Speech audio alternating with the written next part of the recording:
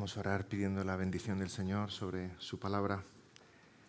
Señor, un domingo más, una vez más, nos acercamos a tu palabra santa y la queremos abrir, Señor, deseando que tú impactes nuestros corazones y tú con tu Espíritu nos estés guiando. Señor, que tú como congregación nos hagas crecer, como familias nos hagas crecer, como cristianos nos hagas crecer y que tú cambies en nosotros lo que tengas que cambiar. Te rogamos, Señor, que cualquier cambio en nuestra vida que deseemos no sea para nuestro propio provecho, sino para exaltar tu nombre, para tu gloria y para tu majestad. En el nombre del Señor Jesús te lo pedimos. Amén.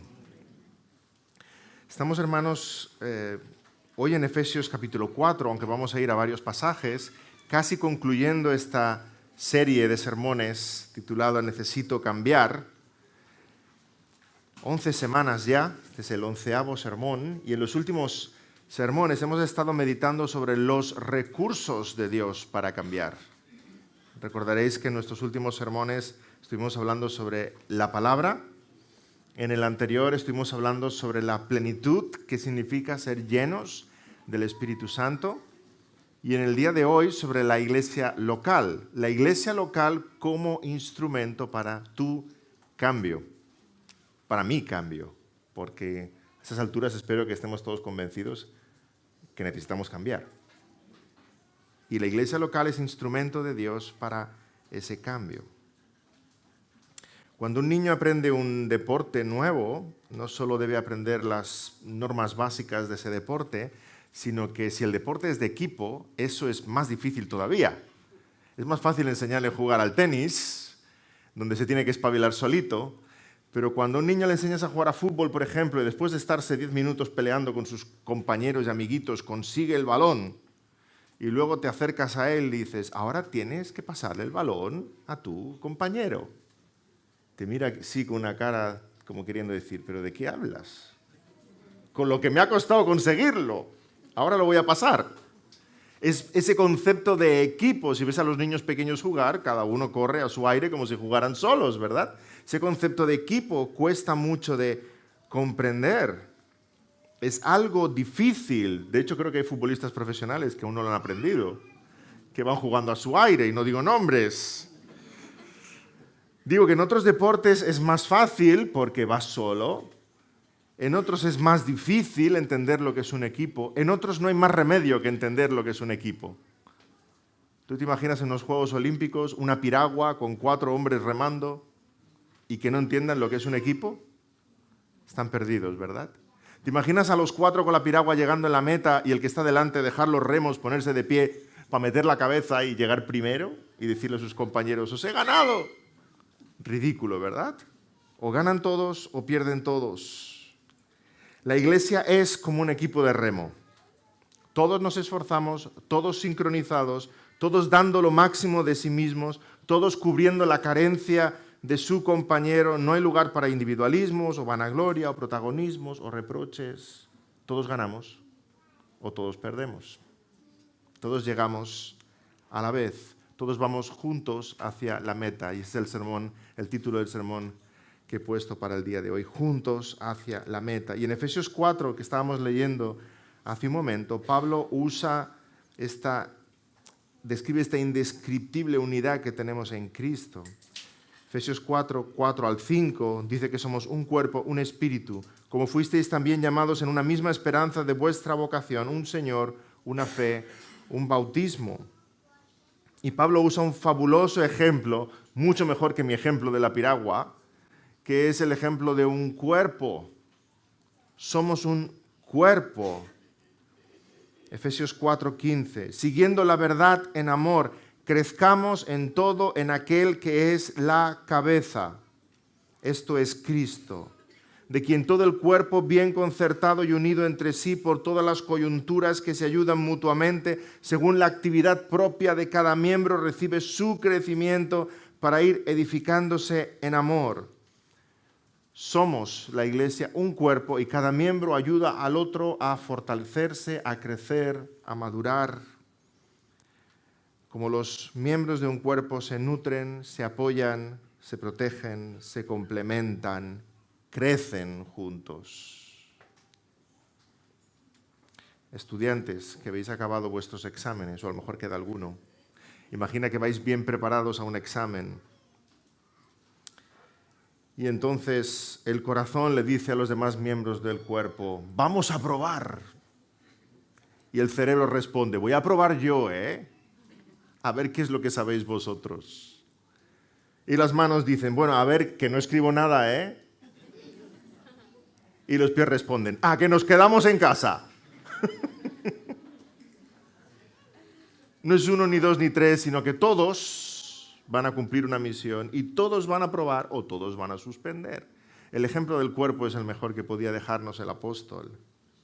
Pero hemos de entender que aún así es una tarea difícil. Aunque somos mayores, nos comportamos muchas veces como niños pequeños y no acabamos de entender lo que es un equipo. No queremos compartir la pelota. Nos cuesta entender ese significado. Y ponemos excusas, muchas excusas, para alejarnos de lo que es la vida de la iglesia, el compromiso de la iglesia local y entender que la iglesia local es indispensable en el plan de Dios para hacer de ti el cristiano y la cristiana que tienes que ser. Indispensable. Y ponemos cantidad de excusas para alejarnos de la vida familiar que supone la iglesia. Es que voy a perder la paciencia, me falta la paciencia para la vida de iglesia. Los hermanos me crispan. Por eso Dios te los ha dado, para que te crispen y crezcas en paciencia, porque te hace falta mucha. Es que yo tengo mis preocupaciones y ellos quieren compartir las suyas. Es lo que Dios hace contigo, escuchar tus oraciones cada día. Es que si vivimos como un cuerpo, yo voy a perder mi autonomía, mi independencia. 1 Corintios 12, 21. ¿Acaso el ojo le puede decir a la mano, no te necesito? Es que me van a hacer daño. Ya me hicieron daño y yo mejor me alejo de la iglesia local porque ya no confío en nadie. Bueno, también hay muchos malos médicos que seguramente se han equivocado al diagnosticarnos o al cortar en un sitio o en otro, y no por eso hemos dejado de ir al médico, ¿verdad? Que unos hagan lo suyo mal no significa que todos lo hagan mal. Hay malas iglesias, hay malos pastores, hay falsos hermanos, sí, tristemente, pero hay mucho de lo bueno. Hay mucho de lo bueno, gracias a Dios. Y en estos sermones hemos estado meditando en la necesidad de cambiar y hemos meditado en los recursos de Dios para cambiar. Y hoy toca la iglesia local como instrumento para el cambio.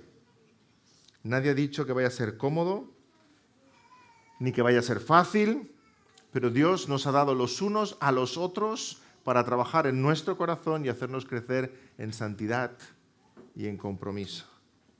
Pero nos resistimos al cambio. Nos resistimos como el niño que no le gusta el jarabe y se esconde debajo de la mesa cuando ve que la mamá llega con el jarabe. ¿Dónde estás? ¿Cómo se llama el jarabe, mamá? Se llama iglesia local. Ven para acá. Lo tienes, no me gusta. Lo tienes que tomar. Y como no nos gusta, intentamos hacer la iglesia a nuestra imagen y semejanza o buscar en la iglesia aquellos que nos apetecería encontrar, pero no es la iglesia que Dios ha diseñado. Mira, algunos buscan la iglesia farmacia, porque buscan la iglesia para sanar una dolencia que ellos tienen, una necesidad.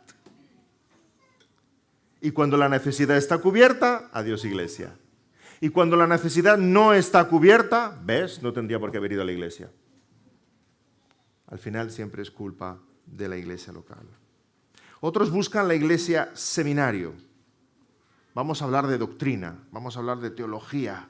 Porque cuanta más doctrina y más teología y cuando más aquello ocupe todo nuestro tiempo, menos hará falta que yo abra mi corazón y confiese mis pecados y explique de mis dolencias, de mis luchas, de mis problemas matrimoniales, etc.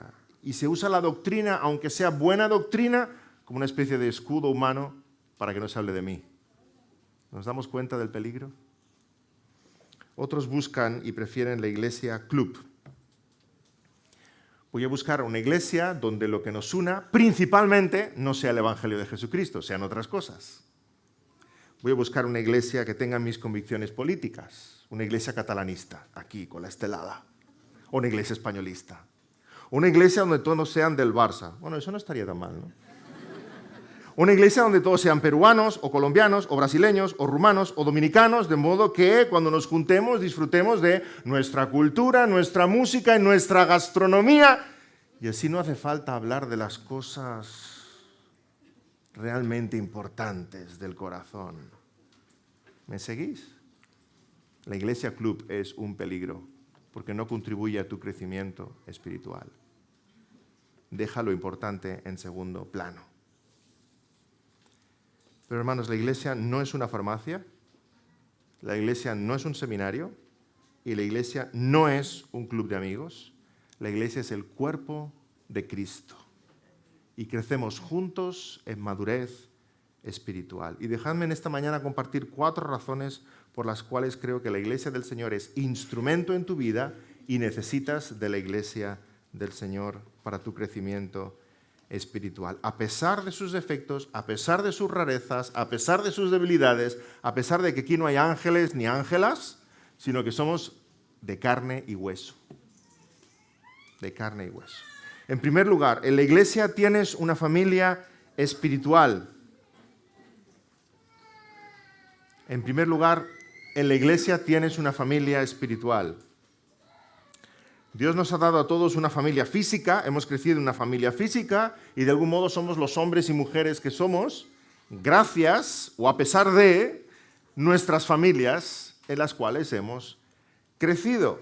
Pero en buena parte quienes somos es gracias a nuestra familia en la carne, nuestra familia terrenal. Del mismo modo, Dios te ha dado una familia espiritual, tu iglesia. Y en la iglesia local es donde se forman los cristianos y las cristianas del mañana, donde se enseña la palabra, donde se bautiza, se parte el pan, se levantan diáconos, maestros, pastores y misioneros, si Dios quiere, pero es en la iglesia local donde todo eso sucede. Así que la iglesia es hospital de pecadores heridos, la iglesia es escuela de niños en la fe, la iglesia es cuartel de soldados de Cristo, la iglesia es universidad de doctores en la palabra. La iglesia es la institución creada por Dios y no hay otra institución que se pueda comparar a la iglesia. Así que igual como creciste en una familia y creciste como persona en una familia, creces como cristiano en una familia espiritual. Y siempre digo que después de escoger esposa, escoger iglesia es la decisión más importante de tu vida. Porque va a afectar quién eres como cristiano. Va a afectar quién eres como cristiano. El crecimiento espiritual tuyo y de los tuyos. Así que no vas a crecer, no vas a cambiar y no vas a madurar en ningún evento de esos grandes, una campaña, ¿verdad? O un concierto con muchas luces de colores. ¡Ah! He llegado, me ha cargado las pilas. No, vas a cambiar aquí, en la rutina cotidiana de una iglesia local, de una familia espiritual que te nutre y te hace crecer día a día. Mi pregunta para cada uno de vosotros ¿es la iglesia tu familia? No he dicho que sea algo fácil, es un reto. Igual como la convivencia en casa muchas veces es un reto, ¿verdad? Pero es un reto y es un reto sano que tenemos que asumir. ¿Es la iglesia tu familia espiritual? ¿Es tu principal influencia? ¿Es donde tienes tus amistades? ¿Es donde se impacta tu corazón cada día? ¿Es donde te das a conocer y donde te conocen? ¿Es donde conoces a tus hermanos para servirles? ¿Es donde creces en unidad, en amor, en madurez? ¿Es eso la iglesia local para ti? ¿O vives la vida cristiana como Sansón? ¿Dónde estaba la iglesia de Sansón? Sansón vivía solo, a su aire. Cuánto músculo y cuán poco cerebro, ¿verdad? Hacía lo que bien le parecía, lo dice claramente el texto. No te va a faltar leer la historia de Sansón. Hay un buen amigo que le agarre y le diga, ¿pero qué haces? Sus padres le aconsejan y no hace caso a sus padres. Cuando va a ver a la mujer filistea, Dios le envía un león. ¿Qué mejor emisario podía enviarle a Sansón? Y va y lo mata. O sea, Dios envía al cartero real, ¿verdad?, para impedir su acceso, para que no vaya a ver a esa mujer, y va Sansón y lo mata. Sansón no tenía un buen amigo que le parara los pies, no tenía una buena iglesia que le parara los pies. Sansón es el prototipo del cristiano sin iglesia. El cristiano que cree que, no, el Señor y yo, ya estamos. Yo de la iglesia universal. Ese es Sansón. El que cree que hace bien porque hace bien delante de sus ojos. El que no quiere escuchar a nadie, sujetarse a nadie, un llanero solitario, que como nadie le da la razón, vive como un incomprendido. Nadie me entiende. Nadie me entiende. Sansón iba a su aire y acabó solo y siendo presa de sus propios deseos. Así que en primer lugar, hermanos, te conviene la iglesia, necesitas la iglesia porque es una familia espiritual, donde crecer y madurar en la fe. En segundo lugar, en la iglesia está la verdad de Dios. Somos expuestos a la verdad de Dios porque fuera hay mucha mentira, demasiada mentira. En el Edén había una serpiente colgando en el árbol y hablando con Eva. Aquí creo que hay una serpiente colgada en cada árbol. Todo el mundo está lleno de mentiras, nos llegan por todos los medios posibles. Mentiras de todos los colores, mentiras que hipnotizan, mentiras que como a Eva nos hacen creer, este es el camino, esta es la necesidad, esto es lo que tú necesitas, esto te va a hacer feliz. Pero la palabra de Dios es predicada y la palabra de Dios nos confronta, nos exhorta y nos hace ver la verdad de Dios, no las mentiras de la serpiente. La palabra nos mueve al arrepentimiento, a la fe, a la devoción, a la santidad. Necesitas escuchar la palabra. Tú y yo necesitamos escuchar la palabra. Y cada vez que se abre la palabra de Dios, desde el púlpito, en las casas, en cualquiera de nuestras reuniones, estamos siendo consolados, exhortados a crecer en la fe. Ya sea en público, ya sea en privado. Ya sea en una reunión, ya sea abriéndonos la palabra los unos a los otros. La palabra nos exhorta y nos confronta. Efesios 4:25 dice, por lo cual, desechando la mentira, hablad verdad cada uno con su prójimo, porque somos miembros los unos de los otros. Pero cuidado, que no es lo mismo edificar con la verdad que destruir con la verdad. Hemos de hablar la verdad, pero hemos de hablar la verdad con amor. Y hay una gran diferencia aquí. Efesios 4:15, siguiendo la verdad en amor, crezcamos en todo en aquel que es la cabeza, esto es Cristo. Y aquí donde Efesios 4:15 dice, siguiendo la verdad en amor, podríamos traducir también como diciendo la verdad en amor o hablando la verdad en amor. Hermanos, verdad y amor en nuestras relaciones personales. Si queremos que la iglesia sea un instrumento de edificación para cada uno de nosotros. Verdad y amor, amor y verdad, pero no una cosa sin la otra. El amor sin verdad es como un cuchillo de plástico que no corta. La verdad sin amor es como una sierra eléctrica que lo corta todo. El amor con verdad es un bisturí que con precisión va a cortar exactamente donde tu hermano necesita, porque hay amor, y va a quitar ese mal espiritual. Pero en la iglesia no solo somos expuestos a la verdad predicada, también a la verdad ilustrada. Vemos constantemente en el pan y en el vino la representación del Evangelio. Vemos en la cena del Señor ese anuncio de su muerte en favor nuestro y somos impactados por el mensaje de la cruz. Y también en el bautismo vemos la verdad, porque el bautismo es una representación de esa muerte y de esa resurrección espiritual, de ese lavamiento de los pecados, de esa unión con Cristo.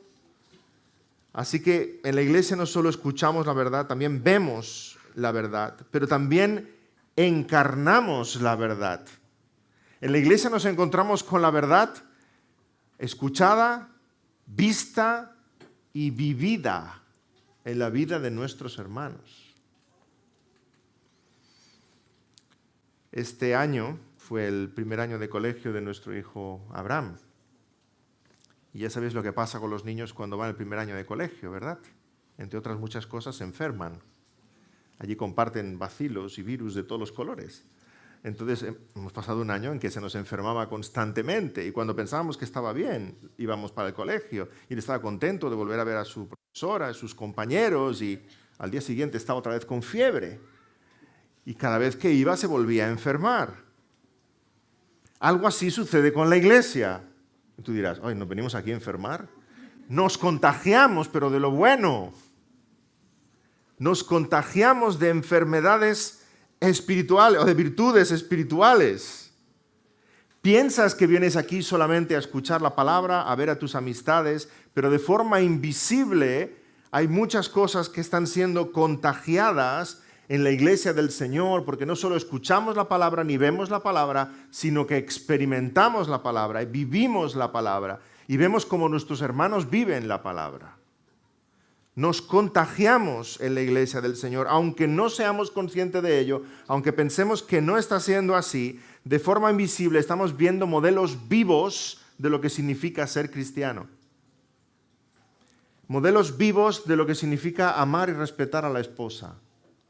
Modelos vivos de lo que significa confesar la fe, arrepentirse, pedir perdón, educar a los hijos, respetar al marido, obedecer a los pastores, sujetarse a la palabra, orar con fervor, predicar con fidelidad, reprender con amor, servir con entrega.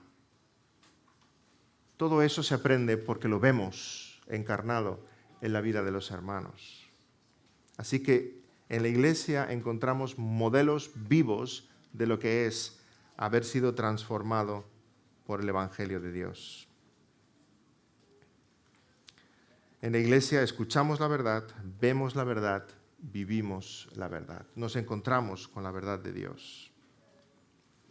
Así que en primer lugar hemos visto una familia espiritual.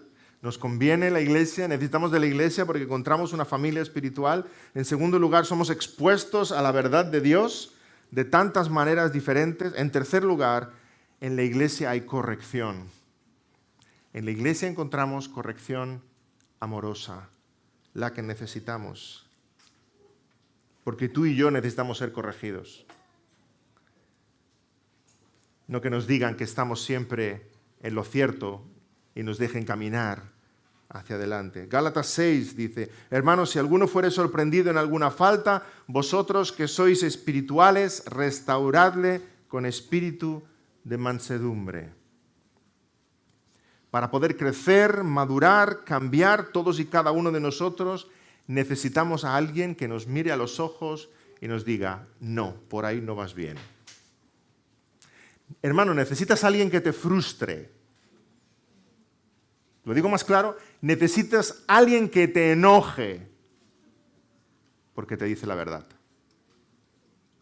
No porque quiera fastidiarte, porque te dice la verdad y te la dice con amor. Alguien que se acerque a ti y te diga, estás siendo negligente con tu familia. Alguien que se acerque a ti y te diga, no se habla así a tu esposa. Alguien que se acerque a ti y te diga, estás provocando a ir a tus hijos. Alguien que se acerque a ti y te diga, tú no estás bien en el Señor. ¿Estás orando? ¿Estás leyendo la palabra? Alguien que se acerque a ti y te diga, perdona, no haces bien guardando rencor. Perdona. ¿Tienes ese alguien? Y ese alguien debiera estar aquí, entre los hermanos. Porque si no, estás caminando la vida como un llanero solitario, que piensas que tienes en ti todos los recursos y toda la sabiduría del mundo para vivir la vida espiritual. Hebreos 10, 24. Y considerémonos unos a otros para estimularnos al amor y a las buenas obras, no dejando de congregarnos como algunos tienen por costumbre, sino exhortándonos, y tanto más cuando veis que aquel día se acerca. Exhortándonos, hermanos. Tal vez tengas exhortación, la exhortación que necesitas en tus hermanos. Tal vez tengas la exhortación que necesitas en tus pastores. Tal vez tengas la exhortación que necesitas en tu esposa. Aquí alguno dirá, pastor, si yo te explicara. Pero ninguno de nosotros puede vivir la vida cristiana solo. No has sido tú solo salvo. Hemos sido salvos. Un pueblo para caminar juntos. El rey David encontró en su amigo Jonatán consejo, ánimo, amistad cuando Saúl le perseguía, complicidad. También recordemos esa época en que David estaba ciego por su pecado y necesitó el profeta Natán que viniera a exhortarle con firmeza, pero con preocupación sincera. Tú también necesitas Jonatanes y Natanes en tu vida. Aquellos que traigan palabra de consuelo en medio de la aflicción, aquellos que traigan palabra de exhortación cuando el pecado no te deja ver nada. Tú y yo necesitamos Jonatanes y Natanes que nos corrijan, nos consuelen, nos exhorten, nos animen y nos hagan mirar al cielo. Hebreos 13:12. Mirad, hermanos, que no haya en ninguno de vosotros corazón malo de incredulidad para apartarse del Dios vivo. Antes exhortaos los unos a los otros cada día, entre tanto se dice hoy, para que ninguno de vosotros se endurezca por el engaño del pecado. Hermanos, si os fijáis, los pasajes de Hebreos están en plural, no es responsabilidad solamente de los pastores. Los unos a los otros. Ninguno de nosotros va a llegar al cielo y cuando el Señor le pregunte, le va a responder como Caín dijo de Abel, ¿soy acaso guarda de mi hermano? Sí, eres tú guarda de tu hermano. Sí, eres tú guarda de tu hermano. Así que dejémonos de excusas baratas para no implicarnos en la vida de nuestro hermano. No, alguien, ya lo veo ya, pero alguien más cercano ya se lo dirá. Alguien que tenga más confianza que yo. Es que si le digo este tema, es que voy a perder su amistad. Y es que la valoro mucho, de verdad que la valoro mucho. No, yo soy calvinista, creo en un Dios soberano y todopoderoso. Dios usará otros medios para hacerle ver a mi hermano que está en error. Sí, te puede usar a ti, ¿no? Que me lo estás explicando. Recordemos más bien Proverbios 27 cuando dice, fieles son las heridas del que ama. Fieles son las heridas del que ama.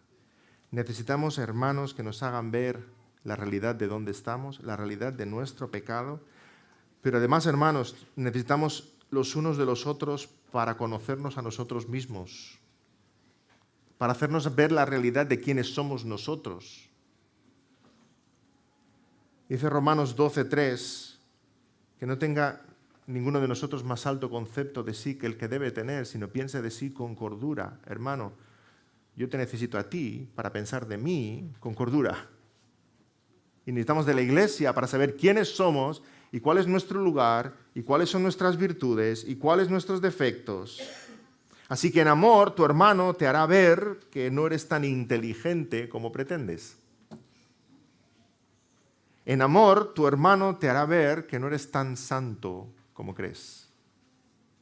En amor, tu hermano te hará ver que no cantas tan bien como piensas.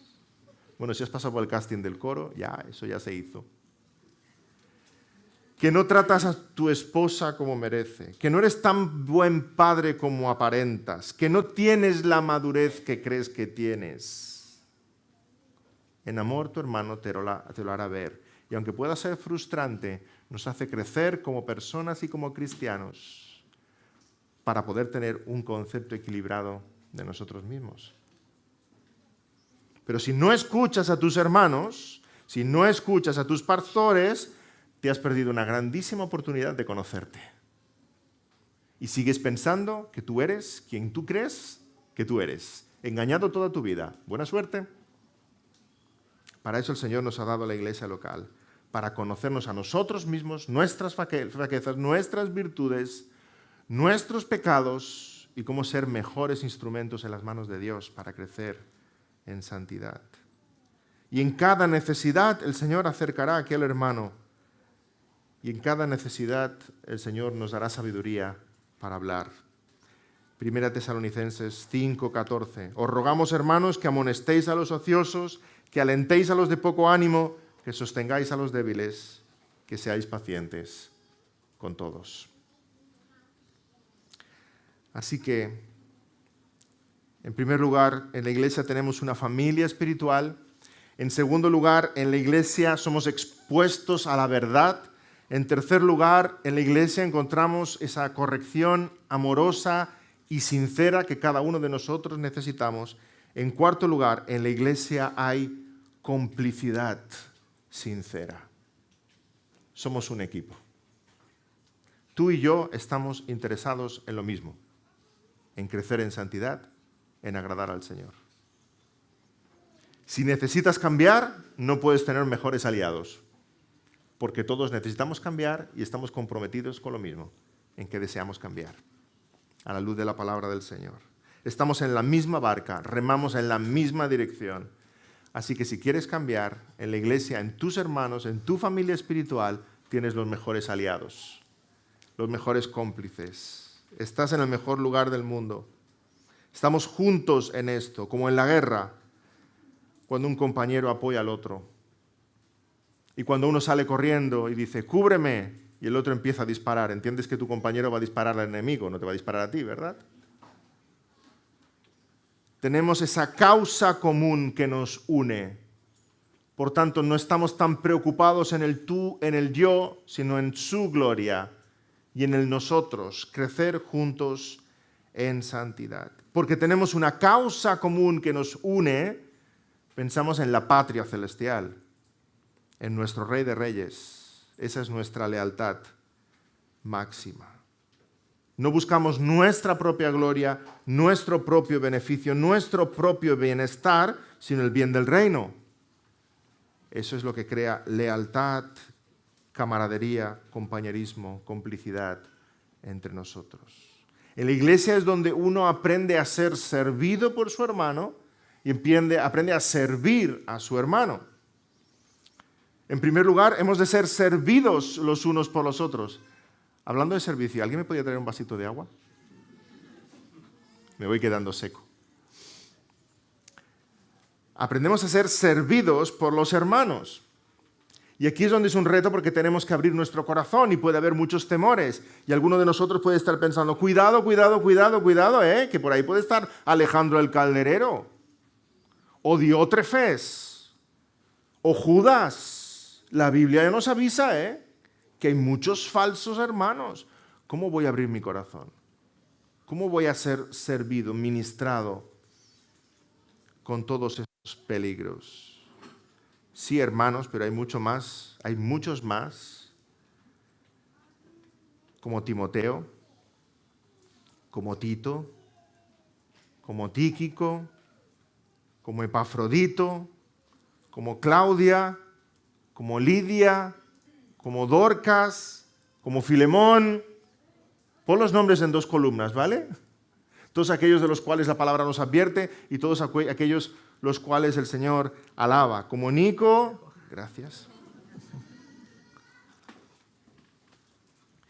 Porque si el Señor tuvo 12 apóstoles y de los 12 uno fue Judas, aunque fuera así en la vida real, que de cada 12 uno fuera falso, los 11 que son hermanos verdaderos te recuerdan el amor y la providencia del Señor. Y aquel hermano que fue falso te recuerda que solo en Dios está esa bondad y esa providencia, que no las de buscar en los hombres. Pero al final ves su mano todopoderosa en todo. Vale la pena confiar para crecer juntos. En la iglesia es donde uno aprende a ser servido y en la iglesia es donde uno aprende a servir, a darse, a entregarse. ¿Quieres cambiar? ¿Quieres abandonar tus temores, tus vergüenzas, tus ansiedades, tus tristezas? Sirve a tu hermano. Te puedo asegurar que no hay nada más terapéutico. Te olvidas de tus tonterías, pero ya, de un plumazo. Sirve a tu hermano, implícate en la vida de tu hermano. Conoce sus luchas, sus miserias, sus dolores. Sírvele. Y pensarás, ¿dónde está lo mío? La vida cristiana es como la guerra. Y aquel que está en la trinchera lamentándose porque tiene un corte en el brazo, ¿verdad? Y pide ayuda de 1000 soldados para que le hagan un torniquete. Cuando sale y ve a sus compañeros heridos y tiene que rescatarlos, se olvida de su herida por completo. Hasta que cae la noche y entonces mira el brazo y pide ayuda. ¿Quieres cambiar? Implícate en la vida de tu hermano, pero de verdad. Sirve a tu hermano, sirve a tu hermano. Porque la iglesia no es el lugar donde buscar la autorrealización, autosatisfacción, autoexaltación. Todo eso va en contra de los 2 grandes mandamientos que resumen la ley. Ama al Señor tu Dios sobre todas las cosas y ama a tu prójimo como a ti mismo. Nada de auto. Auto para venir aquí a la iglesia, aparcarlo aquí fuera, ya está. Nada de auto. Es el lugar donde amar a Dios y amar a tu hermano. Así que sírvele cumpliendo la ley de Dios. Quisiera concluir con 2 conclusiones sobre este tema de la iglesia local. En primer lugar, si no lo ha sido, y sé que en muchos de vosotros sí lo es, pero si no lo ha sido hasta ahora, que la iglesia local sea una prioridad en tu vida. Si eres consciente de lo que estamos diciendo y de la importancia de la iglesia local en tu vida, la de tu esposa, la de tus hijos, que la iglesia local sea una prioridad en tu vida. Pregúntate, ¿dónde tengo una iglesia bíblica? Una iglesia que ama la palabra, una iglesia donde se predica la palabra con fidelidad, una iglesia que crece en santidad. ¿Dónde está la más cercana? Ves para allá. Nos escriben por internet muchos hermanos de muchos países y algunos intentamos ayudarles, pero la iglesia sana más cercana está realmente lejos. Pero si hay una iglesia sana en tu ciudad, en tu región, no importa cuán lejos tengas que viajar, ves. Dice una anécdota que en una ocasión alguien le preguntó a R.C. Sproul dónde podría congregarse porque la iglesia bíblica más cercana estaba a 2 horas de viaje. Y R.C. Sproul le contestó, pues conduce 2 horas. Conduce 2 horas. Si estuvieras enfermo, conducirías 2 horas para ir al hospital. No llevarías a tu familia al veterinario de la esquina. Conduce 2 horas. Unos de vosotros conducís 2 horas para llegar aquí. Que la iglesia sea una prioridad significa, jóvenes, que antes de aceptar un trabajo o buscar estudios en tal ciudad o en tal país, primero la iglesia. Después la universidad, eso es secundario. El programa de estudios, bueno. Primero la iglesia, porque eso va a afectar tu vida espiritual para el resto de tus días. Lo mismo padres de familia, antes de aceptar un trabajo, antes de mudarse a otra ciudad o a otro país, primero la iglesia. ¿Hay allí una iglesia como Dios manda? Pues voy a tener que rechazar ese empleo. Primero la iglesia, si entendemos de verdad que esto es una prioridad en nuestra vida espiritual. No hay mayor inversión para nuestra salud espiritual y la salud espiritual de los nuestros. Tu prioridad debería ser una iglesia bíblica. Segunda conclusión sobre este tema. Cuando llegues a una iglesia bíblica, establece relaciones. Establece relaciones personales. Involúcrate con tus hermanos. Date a conocer y conócelos. No seas un cristiano anónimo. Yo creo que en buena parte agradan las macroiglesias a algunos porque les permiten seguir siendo anónimos. Da igual si saludas 20 personas un domingo y otras 20 al siguiente. Difícil que vuelvas a coincidir. Involúcrate en las reuniones, involúcrate en los cultos, en las comidas fraternales, en los picnics, en el fútbol, en los jóvenes, en las reuniones de mujeres. Todo lo que haga la iglesia es tu familia. Es tu familia. No vengas al culto cuando ya está empezado, ni salgas antes de que acabe, porque así no tengo que saludar a nadie. Quédate saludando. ¿Es que se hace la hora de comer? Pues no comas. Saluda a los hermanos. O ves a comprar algo y te quedas a comer, ¿verdad? Has de estar junto a ellos para que ellos te conozcan y has de estar junto a ellos para conocerles. Y entonces nos podremos servir, nos podremos ministrar, nos podremos ayudar, nos podemos fortalecer en las pruebas, podemos reír con los que ríen, podemos llorar con los que lloran. Recuerda que la iglesia es mucho más que un equipo. Es un edificio donde las piedras están unidas las unas con las otras para poder levantar algo hermoso. Es un rebaño donde las ovejas están juntas. Es un cuerpo, es una familia. Todo lo que sucede a un miembro de la iglesia sucede a todos. Cuando el pueblo de Israel salió de Egipto, ¿tú te imaginas estar entre ellos, entre el pueblo de Israel que sale de Egipto y decirle a Moisés, Moisés, qué bien que ya salimos de Egipto, pero ir tirando. Ir tirando. Vosotros ir tirando. ¿Dónde quedamos? ¿En Canaán? Allá nos vemos, ¿va? Ya os pillaré. Es que yo necesito mi espacio. Es que a mí me agobia tanta gente, los niños, las vacas, los burros. Pues, vosotros ir tirando y yo ya os pillo. ¿Tú te imaginas eso? ¿No iban juntos? Atravesando cualquier vicisitud. No puedes decirle a Moisés, ir tirando que ya os pillaré. De ninguna manera, porque vienen días de soledad, días de frío, días de calor, días de hambre, días de tristeza, días de victoria. El camino es muy largo para caminarlo solo. Juntos se hace más llevadero, juntos compartimos las cargas, juntos compartimos las alegrías.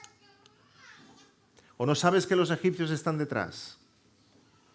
¿O no sabes que son días malos? ¿O no sabes que nos acecha el enemigo? No puedes estar solo. Israel va hacia la tierra prometida, pero los soldados egipcios van hacia una muerte segura. Camina bien pegadito al pueblo de Israel. No sea que el mar se cierre sobre los egipcios y te pille a ti también. Porque efectos prácticos, hermanos, un hebreo rezagado es lo mismo que un egipcio adelantado, ¿o no? ¿No te conviene estar en algún punto perdido entre el pueblo de Israel y el ejército egipcio? Bien pegadito al pueblo, bien pegadito a los tuyos.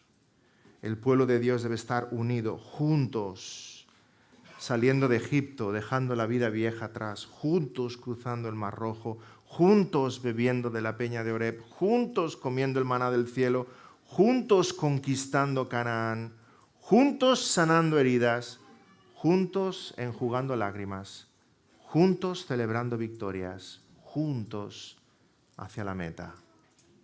Dios salvó un pueblo y puedes dar gracias a Dios de ser parte de ese pueblo.